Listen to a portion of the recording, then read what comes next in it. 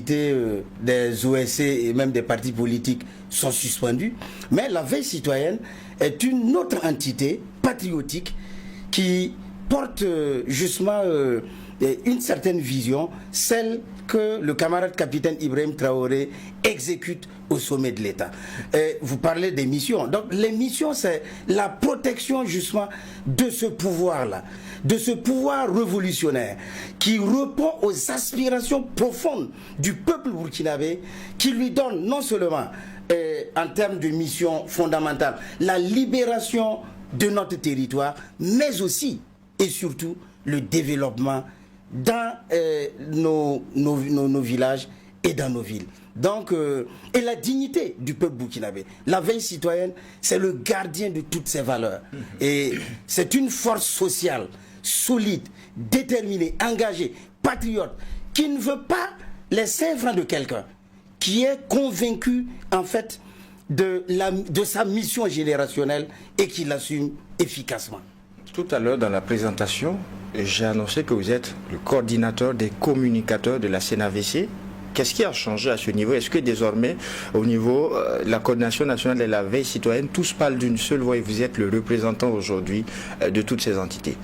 Il faut noter que la CNAVC, dans son travail technique, et je dirais, en tout cas dans ses missions, s'est structurée depuis un certain temps.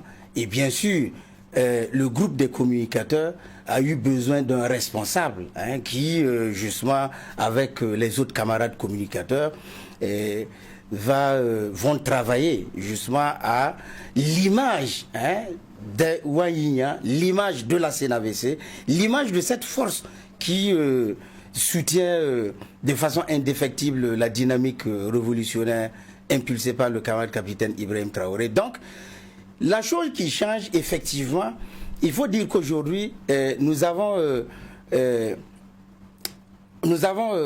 un porte-voix de ces communicateurs et, bien sûr, qui travaillera en concertation avec les autres pour donner cette image, de sorte à ce que nous ayons une communication qualitative, une communication aussi retentissante, parce que les enjeux actuels sont énormes. Alors, nous sommes à présent dans le fond du sujet. On a vu la CNAVC qui a effectué une sortie hier. Quelles sont les raisons qui ont poussé la coordination nationale de la veille citoyenne à se retrouver dans la rue avec une conférence de presse aux allures d'un meeting avec la mobilisation que l'on a vue? Oui, il faut dire que vous n'êtes pas sans ignorer que ces dernières semaines ont été ponctuées d'actions sur les réseaux sociaux, sur les médias, à l'international comme à l'intérieur du Burkina Faso et de l'AES, par la manipulation, la désinformation, ce qui concourait justement à un vaste plan de déstabilisation. Le ministre de la Sécurité a dit, a livré de façon technique ce qui s'est passé et ce qui a permis à nos forces justement de mettre à bout, de déjouer une énième tentative de coup d'État et la CNAVC. Donc nous ne pouvions pas rester en marge sans donner justement notre voix par rapport à ce qui se passe. Et ce qui se passe est très simple. Vous savez, le camarade capitaine Ibrahim Traoré et le peuple burkinabé et la dynamique révolutionnaire qui l'impulse ont contre eux une multitude de forces rétrogrades. Des plus saugrenues aux plus extravagantes. Il faut tout simplement dire que même l'âge, la jeunesse du camarade capitaine Ibrahim Traoré suscite de la jalousie, suscite de la réprobation chez certains qui ont eu les leviers de ce pouvoir-là, qui avaient un certain âge et qui n'ont pu rien faire. Ceux-là sont contre la dynamique du camarade capitaine Ibrahim Traoré. Il faut noter aussi que la dynamique révolutionnaire, de façon assez claire, trouve autour de lui des gens qui sont contre, à l'intérieur comme à l'extérieur, des gens qui n'ont pas compris et qui se laissent toujours embarquer par l'impérialisme, l'oligarchie exploiteuse et corrompue, l'impérialisme occidental, pour parvenir justement à l'arrêt brusque, brutal et dans le sang. C'est ce qu'il faut souligner, et dans le sang de notre révolution. Il y a aussi que cette dynamique souverainiste qui casse les liens de domination de l'international exploiteur et aussi de ceux qui sont à l'intérieur qui tiraient des rentes fabuleuses de la corruption et justement du mimétisme et de la couardise de notre État vis-à-vis de l'État impérialiste et de la politique impérialiste française et de toute la coalition impérialiste occidentale. Tous ces gens-là sont vraiment contre cette dynamique et ne vont pas arrêter dans leur projet de déstabilisation. Je rappelle que Thomas Sankara a vécu ça. Malheureusement, le 15 septembre, disons le 15 octobre 1987, à 16h, nous l'avons perdu. Nous avons versé des larmes. Mais avant de partir, il avait dit que des millions de Sankara naîtront. Ibrahim Traoré est venu. Nous avons décidé que ce qui s'est passé en 87 ne reviendra plus jamais. Parce que nous sommes conscients de la dynamique qui va vraiment propulser notre pays au firmament des nations prospères. Pour terminer sur ça, je voudrais aussi dire et rappeler que le leader Maximo Fidel Castro, il a subi 638 tentatives d'assassinat qui ne l'ont pas justement, ou du moins qu'il a pu surmonter avec l'aide du peuple. C'est ce peuple-là que nous voulons être aujourd'hui.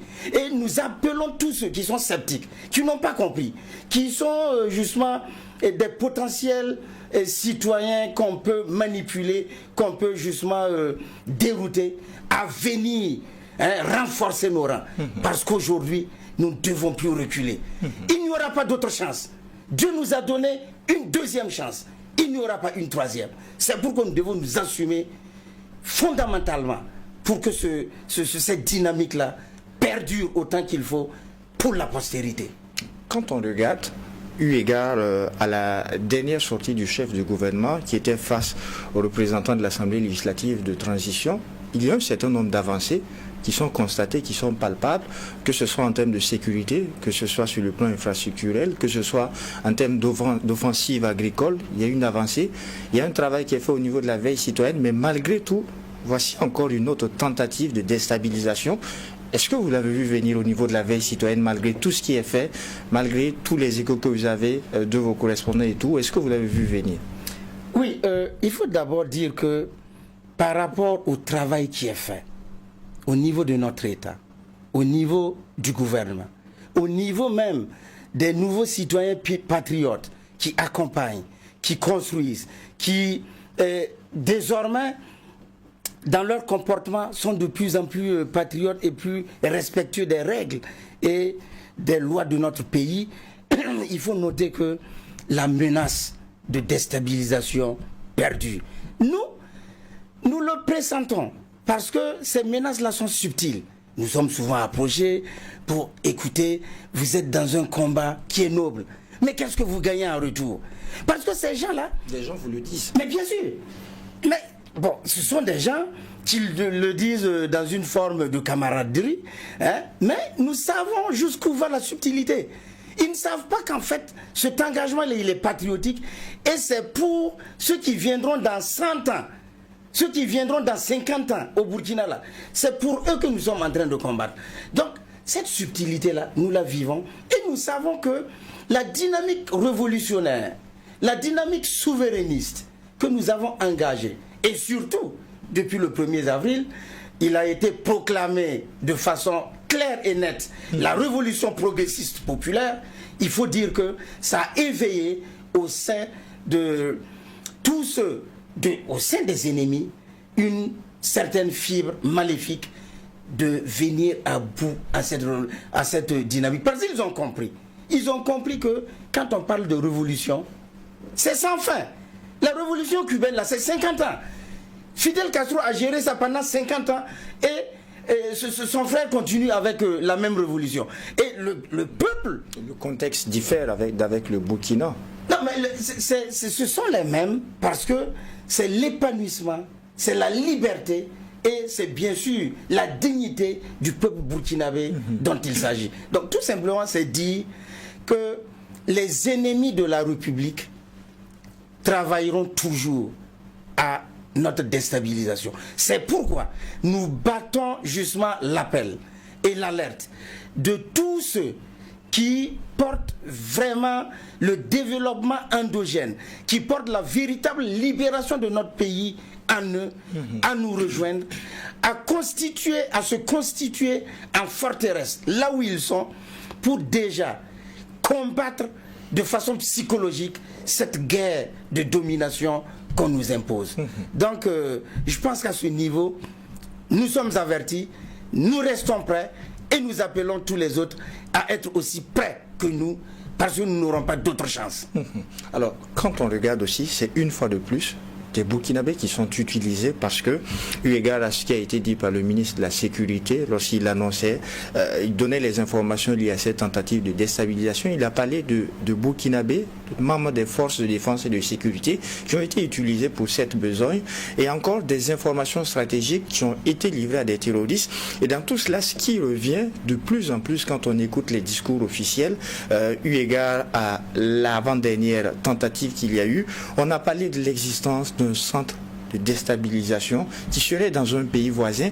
Qu'est-ce qui suscite tant la méfiance et l'indignation par rapport à la marche actuelle du côté international et l'utilisation que l'on voit de Burkinabés sur le sol même? Oui, il faut rappeler déjà même que les paradigmes n'ont pas trop changé.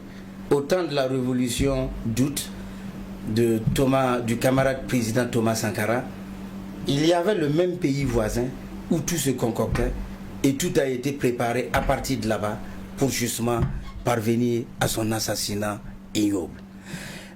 Aujourd'hui encore, malheureusement, nous avons affaire à un capitaine d'à peu près le même âge, qui impulse la même dynamique, qui porte en lui les aspirations profondes du peuple. Je reviendrai sur les aspirations profondes du peuple, parce que c'est la réponse à votre question. Et donc, qui suscite toute cette réprobation, qui suscite justement aux yeux des ennemis du peuple qui sont justement au niveau des pays voisins et à l'international, aussi à l'intérieur, cette crainte, cette peur de ce que leurs intérêts vont à jamais disparaître. Parce que leurs intérêts étaient des intérêts individualistes, des intérêts de corruption, des intérêts illicites, de pillage de nos deniers publics, des intérêts pour justement construire leur propre famille, construire pour leurs propres enfants, au détriment des paysans dans nos villages, ouvriers dans nos villes. Donc aujourd'hui, ces derniers-là, ils ne vont pas baisser, comment dirais-je, la garde. Et malheureusement, au sein de la grande muette de notre armée, il y a encore ces brebis galeuses. Nous avons appris avec désespoir que des gens qui étaient commis à la libération de notre territoire soient justement mêlés dans ces tentatives de déstabilisation. Mais ça nous éclaire encore plus sur le sabotage qui se fait au niveau justement de la lutte contre le terrorisme en position avancée. De quel sabotage? Il y a même quand nous prenons ceux qui ont été interpellés, mais ce sont des gens qui ne galvanisaient pas leur trou.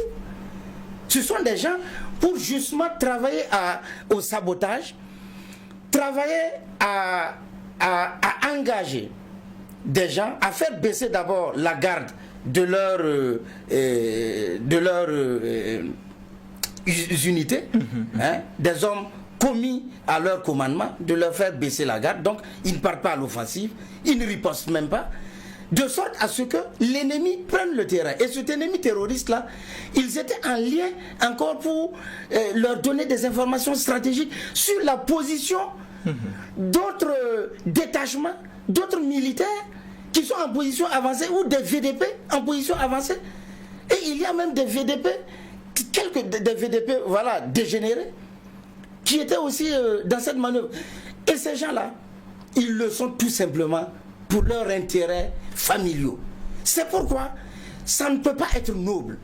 Et la veille citoyenne, le peuple burkinabé va combattre cela jusqu'à son dernier souffle. Posez-vous la question.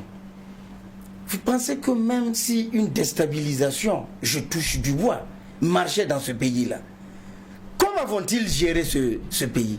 Avec quel peuple? Parce qu'ils ne pourront pas. Ils ne pourront pas aussi tuer tout le peuple burkinabé. Mais pourquoi s'évertuent-ils à faire ces projets de déstabilisation? C'est tout simplement pour attenter à la vie du camarade capitaine Ibrahim Traoré. Parce qu'ils se disent que si ce leader tombe, s'il ne vit plus, je touche du bois, ils auront gagné par rapport justement à la fin de la révolution, à la fin de la dynamique. Comme ils l'ont fait en 87. C'est pourquoi, de façon éclairée et de façon consciente, nous allons nous battre jusqu'à notre dernier souffle pour que cela n'arrive pas. Et là, j'informe tout le monde, si d'aventure ça arrivait, je touche encore du bois, ils vont commencer par neutraliser tous les Wanyia. Après ça, tous les patriotes dans nos administrations publiques, dans nos administrations privées, ils connaissent les opérateurs économiques patriotes. Ils vont les déstabiliser. Mais ce sont des sanguinaires. Il faut qu'ensemble nous nous mettons debout pour lutter contre ces gens. C'est pourquoi nous allons travailler à solliciter, et ça c'est une volonté, à solliciter que l'arsenal juridique, puisque nous sommes en révolution, soit revisé et porte en lui les aspirations aussi du peuple. Ce n'est pas simplement les voleurs de pécadilles ou les voleurs de moutons qui doivent subir la rigueur de la loi. Alors, Labdi Naba, ma question était bien sûr à deux niveaux. Il y a d'abord l'utilisation de certains Burkinabés sur le territoire national, mais aussi l'utilisation de pays voisins. Vous avez, en réagissant, interrogé l'histoire en nous rappelant les faits de 1927 avec le capitaine Feu Thomas Sankara, mais toujours prenant en compte l'histoire. Les contextes diffèrent. Aujourd'hui, nous sommes dans une situation où les pays qui nous entourent sont conscients du rempart que constitue non seulement le Burkina, le Mali et le Niger en termes de lutte contre le terrorisme. Tous savent aujourd'hui que si déflagration il y a au Burkina, au Mali ou au Niger, eh bien ce sont les pays voisins qui vont en pâtir. Est-ce que conscient de cette donne, comment on explique que des pays arrivent à accompagner, accepter une telle offensive? C'est là ma question. Oui. Parce qu'aujourd'hui, les contextes diffèrent. En 87, il n'y avait pas le terrorisme où si le Burkina tombait, eh bien les pays voisins allaient être touchés. Aujourd'hui, c'est de ça qu'il s'agit. C'est bien juste. Mais je vais encore rappeler une assertion du camarade capitaine Thomas Sankara qui dit que l'impérialisme est un mauvais élève. Les valets locaux aussi. C'est-à-dire que cloîtrer dans les pays voisins, pour eux, d'abord, c'est obtenir l'arrêt de la dynamique. Après, ils vont réfléchir. Ils savent que si c'est arrêté, leur projet de domination, leur projet d'exploitation de nos ressources vont reprendre de plus belle. Et c'est dit tout simplement que, et c'est là où il y a justement ce quelque chose de mauvais. Je dirais pas en l'homme noir, mais on l'a dans l'histoire, on l'a justement dénoté au sein de l'homme noir, qui n'est pas patriote, qui n'est pas engagé justement dans une certaine vision, à soutenir ceux qui portent la vision, qui trahissent leurs frères. C'est pas la trahison que l'esclavage a pu avoir lieu. C'est pas la trahison que la colonisation a prospéré. C'est pas la trahison que le néocolonialisme a duré pendant 30 ans. Ce n'est pas typique uniquement à l'Africain, ça existe pour tout humain. Oui, mais je suis africain et c'est ce qui concerne l'Afrique qui m'intéresse. Parce que autant il y a des suprémacistes blancs qui travaillent dans leur laboratoire pour orchestrer justement la domination, pour orchestrer le fait de dénaturer la dignité même et l'intégrité de l'homme noir, de rabaisser l'homme noir, il y a des Africains comme nous qui travaillent justement, pas à dénigrer les autres, mais à rehausser, à donner la vraie valeur de l'homme noir dans l'échiquier mondial. Donc, ces gens sont tout simplement mus par leur intérêt égoïste, et ça on ne peut pas leur sortir. Ce sont des fils dégénérés, des fils avariés de l'Afrique. Il faut les combattre.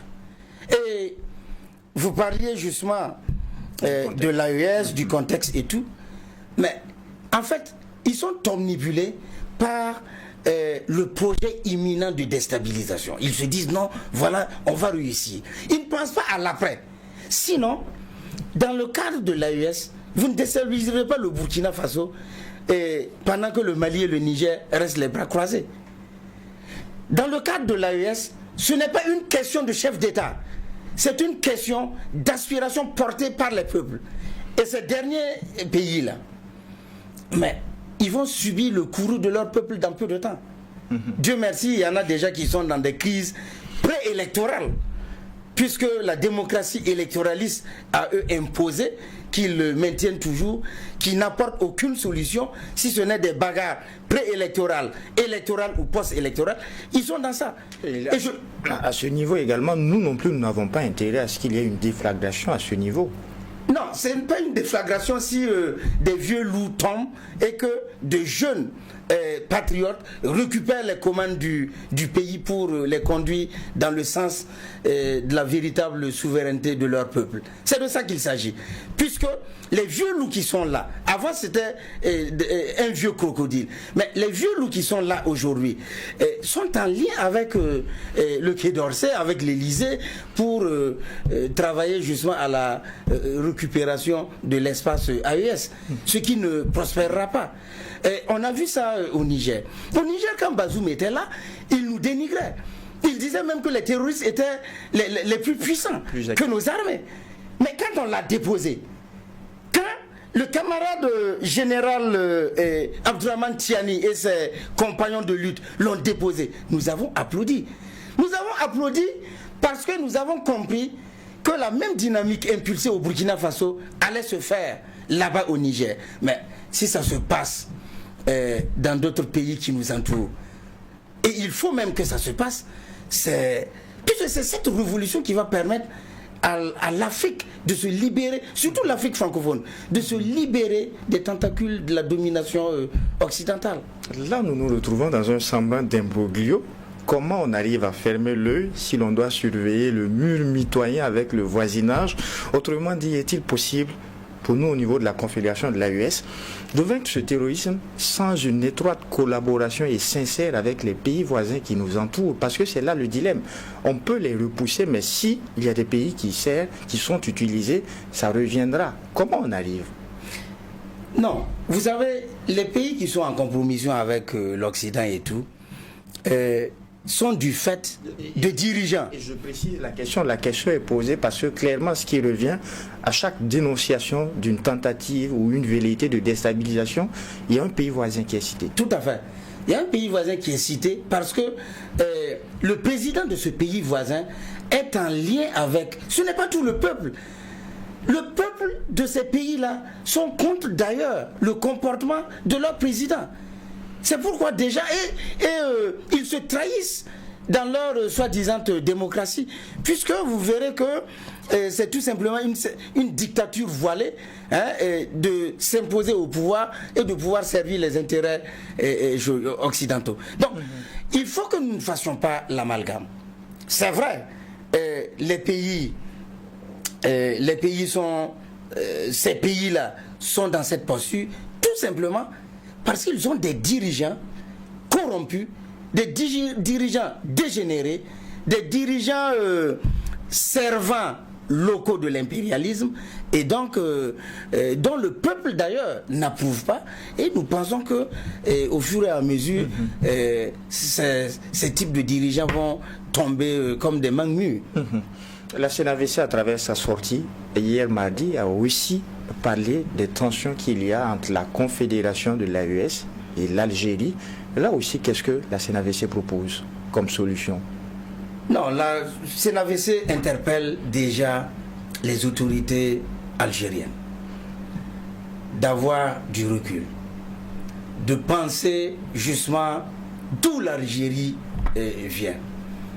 Si nous remontons à 1958, avec les Pieds Noirs, avec la guerre d'Alger, le Mali a été impatient justement pour permettre à ce peuple algérien-là d'exprimer sa dignité et de vaincre l'impérialisme français qui, démantelé, a été obligé d'octroyer les indépendances aux autres pays.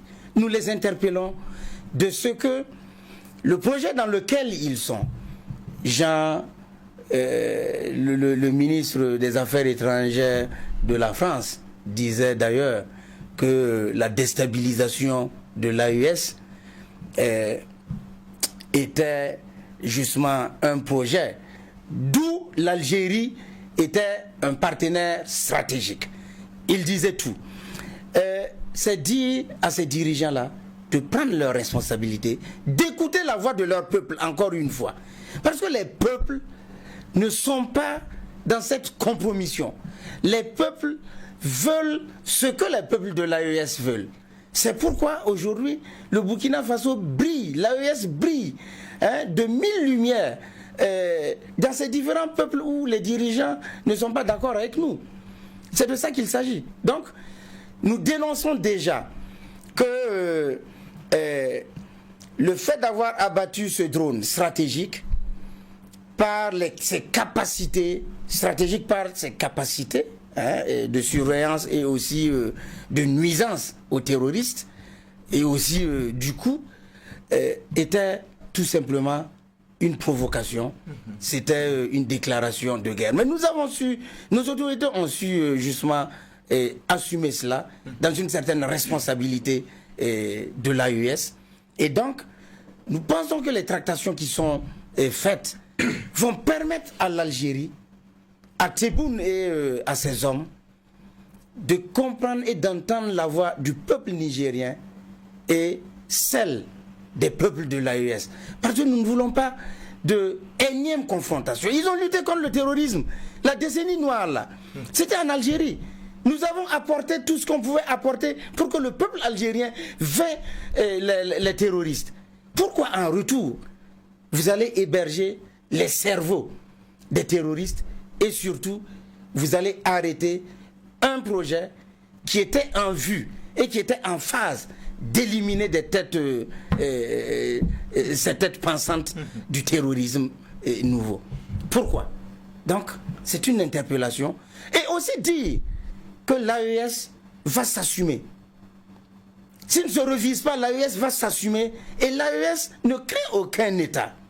Parce que nous combattons avec nos cœurs. Nous combattons pour la postérité. Et donc, nous sommes prêts à toute éventualité. Labidi Naba, malheureusement, le temps joue contre nous. Dernière question, nous avons vu l'élection du président ghanéen John Dramani. Élection où l'investiture qui a suivi, le président du Faso, le capitaine Ibrahim Traoré, s'est rendu. Nous avons vu la tournée qui a été effectuée par le président ghanéen. Après son investiture, il est allé dans les 3 pays de l'Alliance des États du Sahel. Eh bien, la dynamique dans laquelle il était, c'est de raffermir les positions entre l'AES et la CEDEAO aujourd'hui.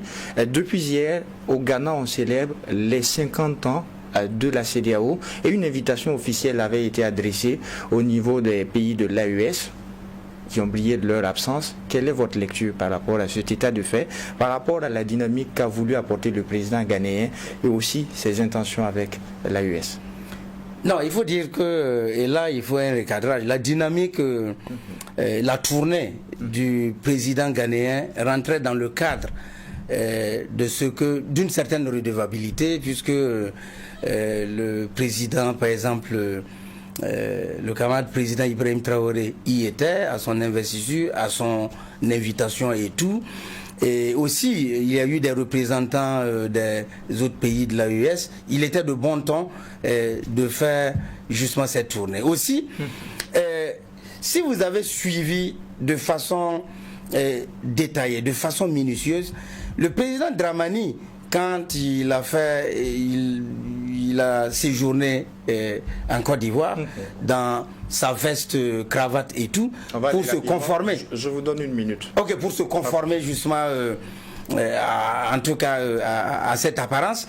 Et une fois qu'il a quitté, ayant dit d'ailleurs devant le président Ouattara qu'il allait travailler, qu'on était mieux dans un bloc de 15 qu'à 3, mais dès qu'il a pris son avion, il avait oublié tous ses propos.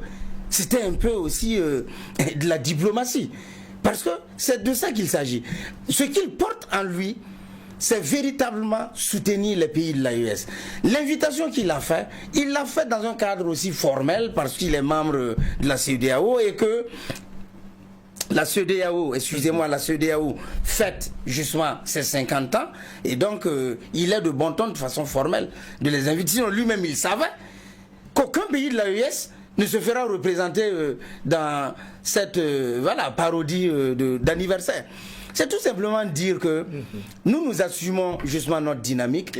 D'autres pays, comme le Ghana et même les autres, vont nous rejoindre. Nous sommes convaincus de cela parce que l'AES est l'embryon des États-Unis d'Afrique. Merci à vous, Labidi Naba. Je rappelle que vous êtes le coordinateur des communicateurs de la CNAVC, la Coordination nationale de la veille citoyenne.